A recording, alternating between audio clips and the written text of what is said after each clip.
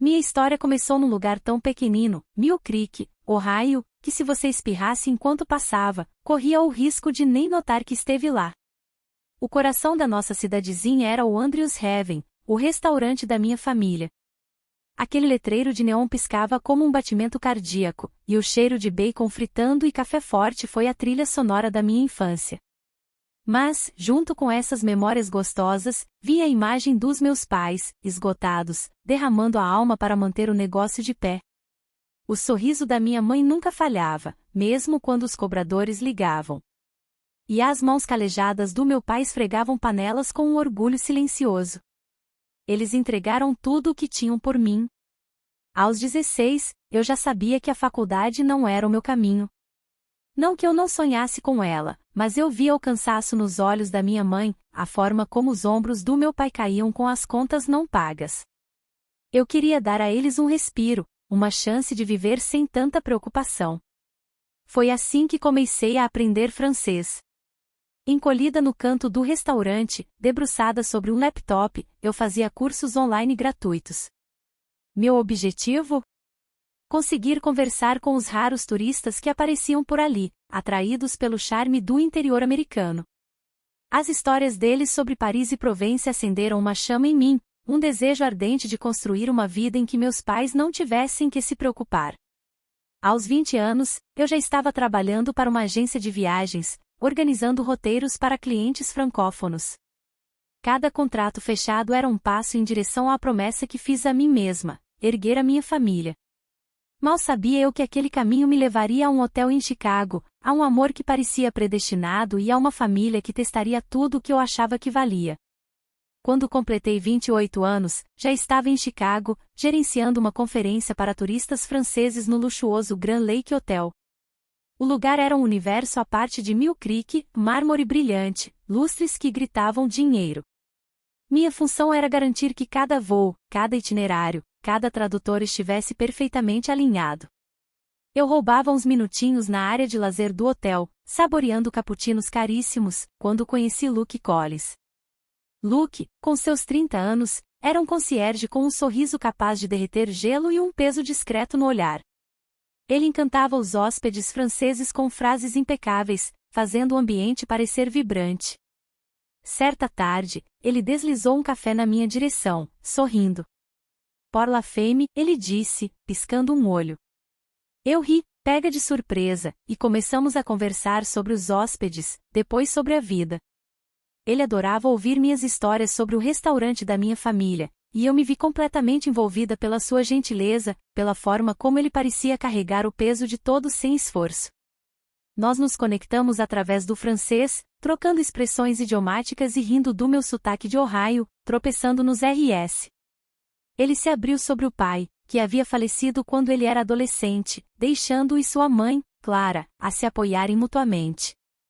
Eu percebi a culpa em sua voz, a necessidade de mantê-la feliz. Compartilhei minha motivação de dar uma vida melhor aos meus pais, e parecia que éramos feitos do mesmo tecido. Meses depois, estávamos perdidamente apaixonados, sonhando com um futuro juntos. Mas quando Luke me pediu para morar na casa da família dele, nos arredores de Chicago, um nozinho começou a se formar na minha garganta. Ignorei, dizendo a mim mesma que o amor resolveria qualquer problema. Mudar para a casa da família de Luke foi como pisar num palco onde eu não sabia minhas falas. A casa, um casarão antigo e espaçoso em Oak Park, exalava dinheiro antigo, cortinas de veludo desbotadas, decantadores de cristal acumulando poeira. Clara Collins, a mãe de Luke, me recebeu com um sorriso que não chegava aos olhos. Aos 62 anos, ela se portava como uma rainha que havia perdido a coroa, mas se recusava a admitir. A morte do marido havia esgotado a fortuna deles, e as rachaduras em seu orgulho se mostravam na forma como ela se agarrava às aparências. Na primeira vez que a conheci, antes mesmo do noivado, ela perguntou: "Qual faculdade você cursou, Beverly?" A voz dela era doce, mas seus olhos se aguçaram quando eu disse: "Não fiz. Comecei a trabalhar depois do ensino médio."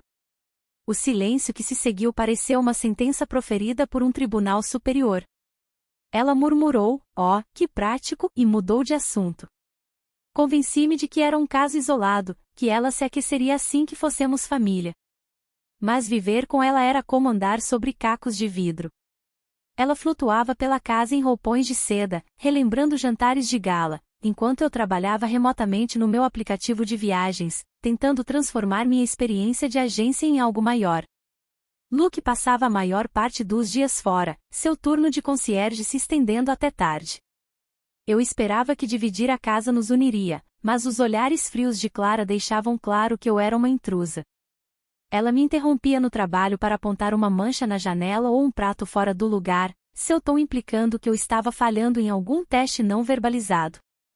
Eu ficava quieta, dizendo a mim mesma que estava fazendo aquilo por Luke, por nós.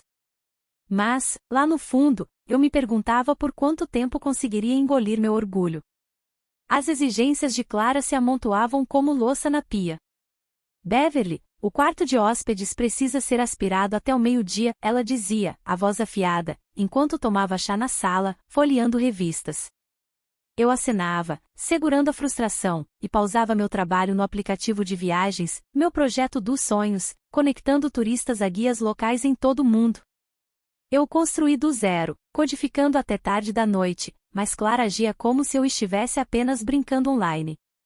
Ela ditava os cardápios do jantar, nada apimentado, nada exótico, e me mandava à loja procurar marcas específicas, mesmo que isso significasse atravessar a cidade.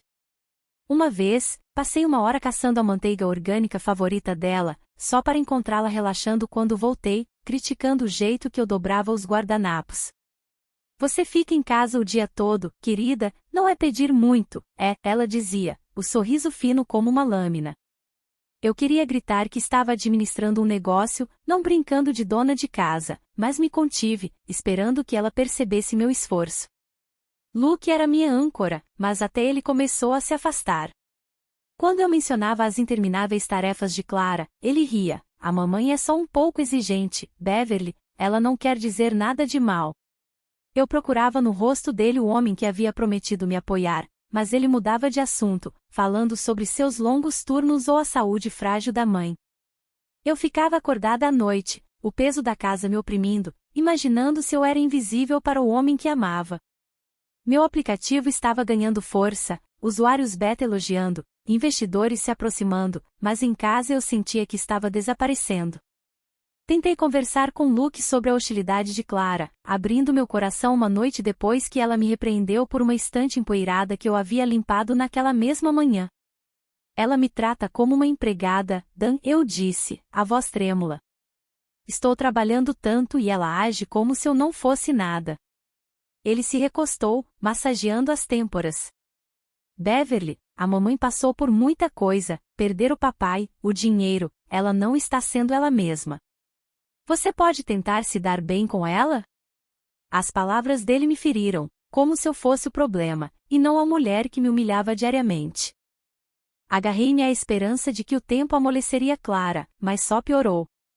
Ela interrompia minhas ligações com investidores exigindo que eu esfregasse a banheira direito ou buscasse a roupa dela na lavanderia. Eu sorria com os dentes cerrados, pensando no restaurante dos meus pais, em como eles me ensinaram a seguir em frente, não importa o que. Mas minha paciência estava se esgotando. Meu aplicativo estava perto de ser lançado e eu precisava de foco, não de outra palestra sobre como cortar cenouras do jeito certo. O ponto de ruptura se aproximava quando Clara começou a dar indiretas sobre meu lugar na família. Luke merece alguém que o eleve, ela dizia, os olhos deslizando sobre mim como se eu fosse uma mancha em seu passado perfeito. Eu procurava o olhar de Luke, esperando que ele interviesse, mas ele apenas desviava o olhar, dividido entre nós. Eu sentia que estava lutando uma batalha perdida, não apenas com Clara, mas com o homem com quem eu pensei que passaria a vida. Meu coração doía, mas uma faísca de desafio crescia.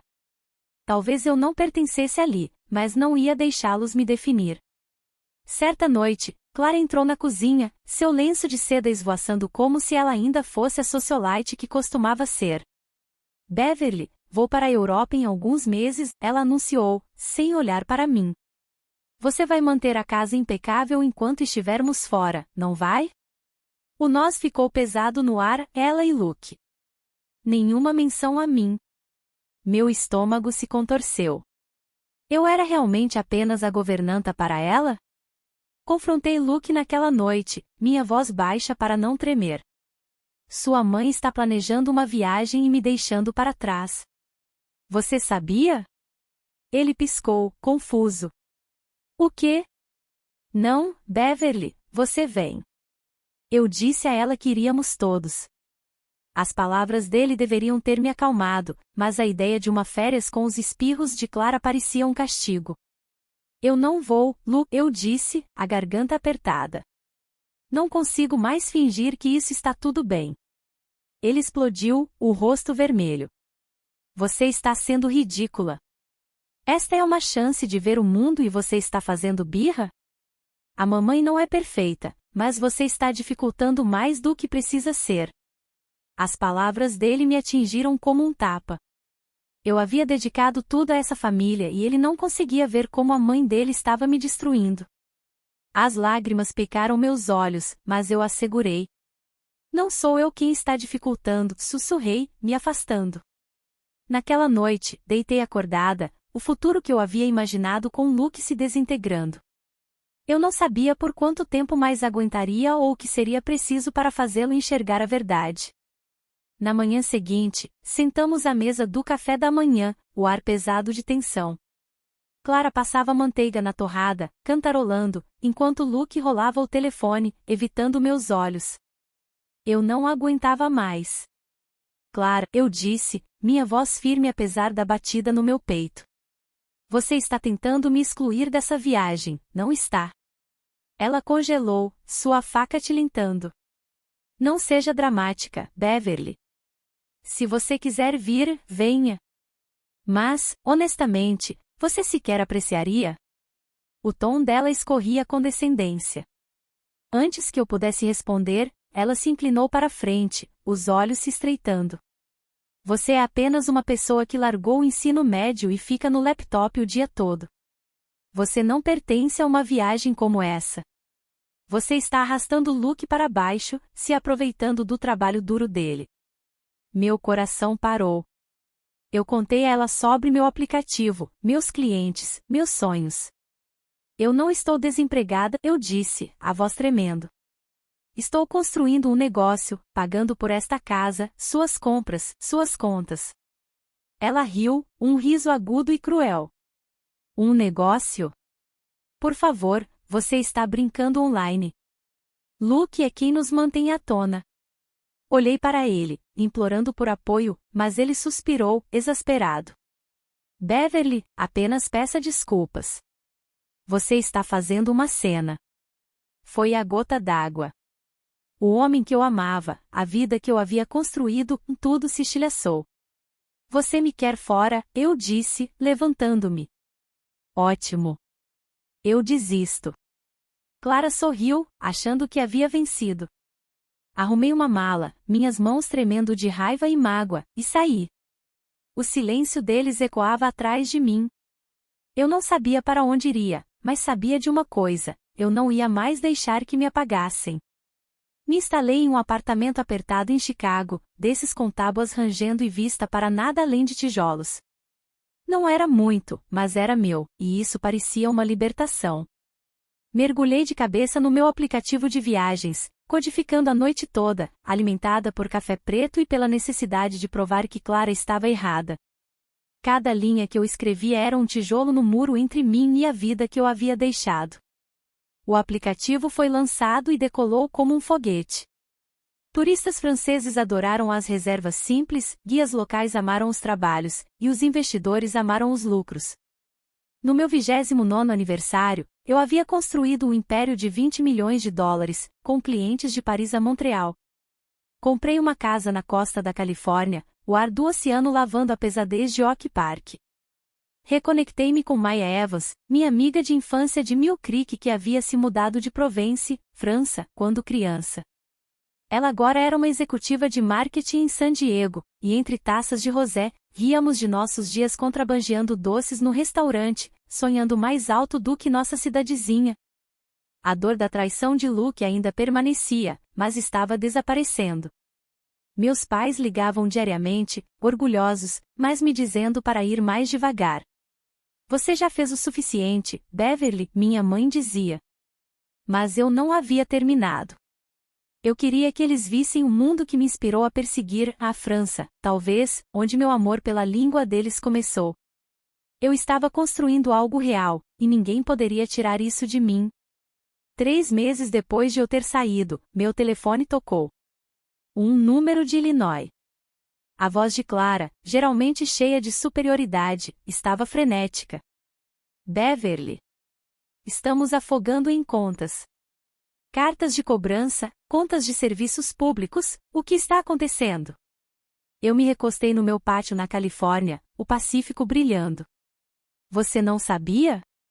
Eu pagava por tudo. Suas luzes, suas compras, sua vida. Silêncio. Então, por que você não disse? Eu pensei que Luke. Soltei uma risada forte. O trabalho de concierge de Luke mal paga o café dele. Vocês dois torraram as economias do pai dele, não foi? Ela admitiu que haviam acumulado $500 mil em dívidas, cartões de crédito, férias de luxo, bolsas de grife. Eles haviam contado com o trabalho chique de Luke ou meu pequeno hobby para salvá-los. Agora, estavam afundados. Luke pegou o telefone. Beverly, você é minha esposa. Você nos deve. A audácia me queimou. Eu não sou sua esposa, retruquei. Você escolheu sua mãe quando ela me chamou de parasita. Fiz uma pausa, me recompondo. Quer ajuda? Arranjem empregos, paguem suas dívidas. Eu fiz isso, vocês também podem. Clara implorou, mas eu me mantive firme. Vocês me mandaram embora, lembram? Aproveitem sua vida elegante. Desliguei, meu pulso acelerando, mas minha determinação sólida. Eles haviam feito a própria cama, eu não os colocaria para dormir nela. Eu estava na minha varanda na Califórnia, os papéis do divórcio assinados. Luke, uma sombra do passado. Ele parecia exausto quando finalizamos tudo, murmurando sobre os gastos da mãe e seus próprios erros. Eu não joguei na cara. A tolice deles não era minha alegria, apenas minha liberdade. Eu disse a eles para trabalharem duro, abandonarem o luxo, começarem pequeno. Eles reviraram os olhos, mas corri a boca pequena que Luke estava fazendo turnos duplos e Clara estava vendendo suas pérolas. A lição era deles, não minha vitória. Minha vitória era isto, uma casa ensolarada onde meus pais agora viviam, suas risadas ecoando por cômodos que eu só havia sonhado. Eu os havia trazido de Ohio, observando minha mãe ofegar ao ver o Pacífico e meu pai tirando fotos de cada onda. Maya Evans, minha amiga, via sempre, e seus pais se juntavam a nós para churrascos, nossas histórias de luta e sucesso nos unindo ainda mais. Meu aplicativo estava em ascensão, conectando viajantes, e eu estava sonhando ainda mais alto, uma fundação para ajudar crianças como eu a perseguir em sua faísca, talvez até mesmo na França. Eu havia aprendido que meu valor não estava na aprovação de Clara ou nas promessas de Luke. Estava nas noites codificando, nos turnos no restaurante com meus pais, nas frases em francês que abriram meu mundo. Eu havia construído essa vida, e ela era minha para guardar. Obrigada por ouvir a história de Beverly. Se você gostou desse vídeo, por favor curta e compartilhe para nos apoiar a trazer mais histórias inspiradoras, e se inscreva no canal para não perder nenhum lançamento. Até o próximo vídeo.